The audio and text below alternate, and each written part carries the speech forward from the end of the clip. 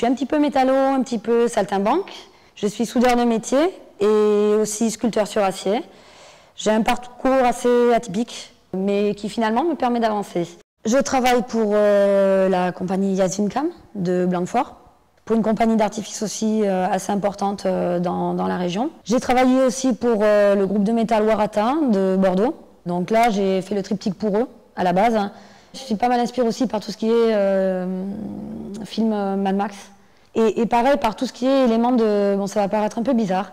Par tout ce qui est élément de torture. Parce que mes parents m'avaient fait visiter, étant très petite, un musée de torture en Espagne, à Santillana del Mar. Et c'est vrai que ça m'avait traumatisée de voir que ces machines existaient vraiment, en fait, quoi. Et ont véritablement fonctionné. Et en même temps, je trouvais les accessoires très beaux, en fait, parce que c'était le métal et tout ça, des pics, les chaînes. Et là, le but du jeu, en fait, c'est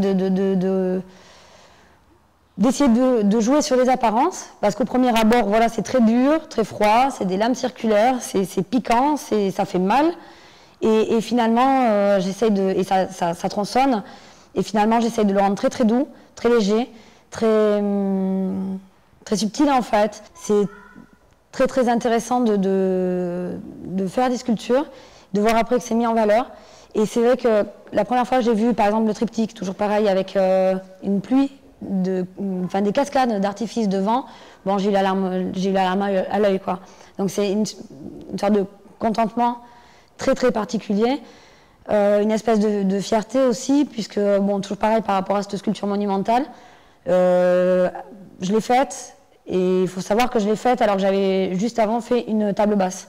Et c'est vrai qu'on est très content de soi quand on arrive à faire quelque chose comme ça, et surtout quand plein de gens disent derrière, tu n'y arriveras pas.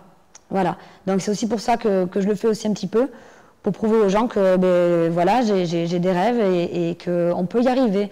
Ben, les avantages du métal, en fait, c'est bon, ce qui est très très bien, c'est qu'on n'a pas peur de se lancer parce qu'on peut tout refaire.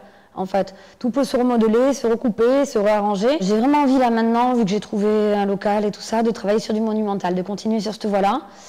Mais c'est vrai que ça détend aussi de faire du tout petit, même si je passe par moments autant de temps que sur des pièces plus volumineuses. C'est vrai qu'avant, je fabriquais pendant très longtemps de petits objets que je vendais dans la rue, tout ça. Et ça se cassait, ça se cassait, ça se cassait. Et je crois que j'ai été traumatisée par ça. Ben maintenant, voilà, ça ne se casse plus. C'est très costaud et il n'y a plus de soucis à ce niveau-là, quoi. Puis c'est vrai que j'avais tout simplement envie de m'exprimer et c'est la matière c'est vraiment ma matière préférée, en fait, quoi.